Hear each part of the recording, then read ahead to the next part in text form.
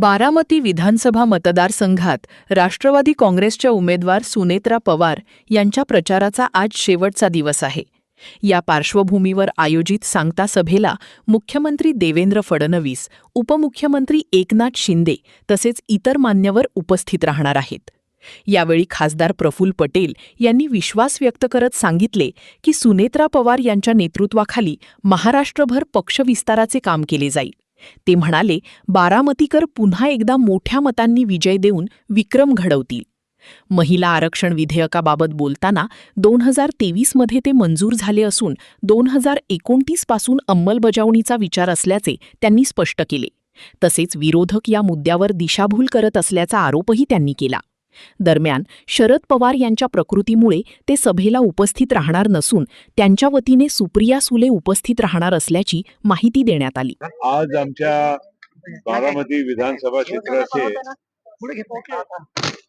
राष्ट्रवादी काँग्रेस पक्षाचे अध्यक्ष आणि राज्याचे लोकप्रिय उपमुख्यमंत्री आणि या मतदारसंघातून उभे असलेले उमेदवार सुनेत्रा वहिनी पवार यांचा आज प्रचाराचा शेवटचा दिवस आहे आणि त्या निमित्तानं माननीय मुख्यमंत्री महोदय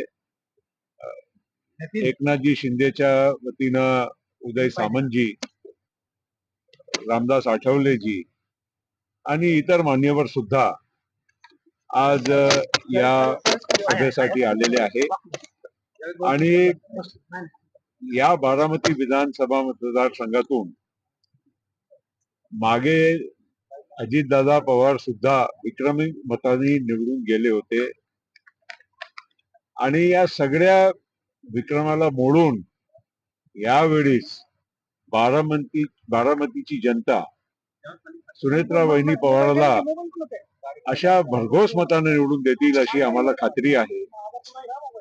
आमच्या नेत्या अजितदादांना खरी श्रद्धांजली हीच राहणार आहे बारामतीच्या जनतेकडून की त्यांनी वहिनीला निवडूनच दिलं नाही, पण या महाराष्ट्राला आणि राष्ट्रवादी काँग्रेस पक्षाला एक नवीन नेतृत्व सुद्धा त्यांनी प्रदान केलं आहे अशी आम्हाला या जनतेकडून अपेक्षा आहे. आणि अपेक्षाच नव्हे पण आम्हाला खात्री आहे की बारामतीचे लोक सदैव प्रमाणे अजितदादाच्या पवार कुटुंबियाच्या मागे उभे राहतील आणि आम्ही सर्व आमच्या सुनेत्रा वहिनी पवारांच्या नेतृत्वामध्ये राष्ट्रवादी काँग्रेस पक्षाला पूर्ण महाराष्ट्रामध्ये आम्ही वाढवायचं काम करू आणि आम्हाला खात्री आहे की महायुतीमध्ये राज्यात देवेंद्र फडणवीसच्या नेतृत्वामध्ये, एकनाथजीच्या नेतृत्वामध्ये आणि तसंच भारतामध्ये आपले यशस्वी पंतप्रधान नरेंद्र मोदी साहेब यांच्या नेतृत्वामध्ये ही महायुती आमची अजून मजबूत होऊन काम करेल आणि महाराष्ट्रामध्ये जसं मागच्या वेळी 235 आमदार महायुतीचे निवडून आले आणि आमच्या राष्ट्रवादी काँग्रेस पक्षालाही थोड्या आम्ही कमी जागा लढवली तरी 41 आमचे आमदार निवडून आले.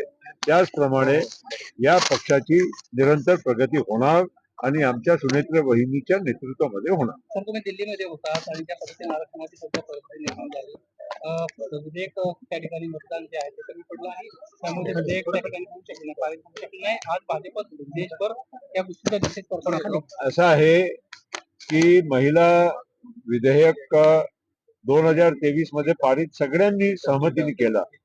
आता लागू करायचा प्रश्न होता की 2029 मध्ये आदरणीय पंतप्रधानांनी ठरवलं की हे फक्त आपला म्हणजे पार्लमेंटचाच एक कायदा नव्हे पण ते अंमलात आणावं आणि त्या हिशोबाने बरेच त्याची प्रक्रिया करावा लागत आहे. डिलिमिटेशन आणि बाकीच्या गोष्टी जे आमचे विरोधक आमच्यावर टीका करतात आणि लोकांना दिशाभूल करण्याचं काम करत आहे.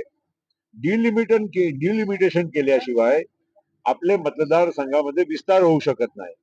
आज भारताची 140 कोटीची लोकसंख्या आहे आणि या 140 कोटीच्या लोकसंख्येमध्ये आपण मतदारसंघाची विस्तार केल्याशिवाय आपण इतक्या मोठ्या आपल्या जनतेची अपेक्षाला आपण पूर्ण करू शकत नाही.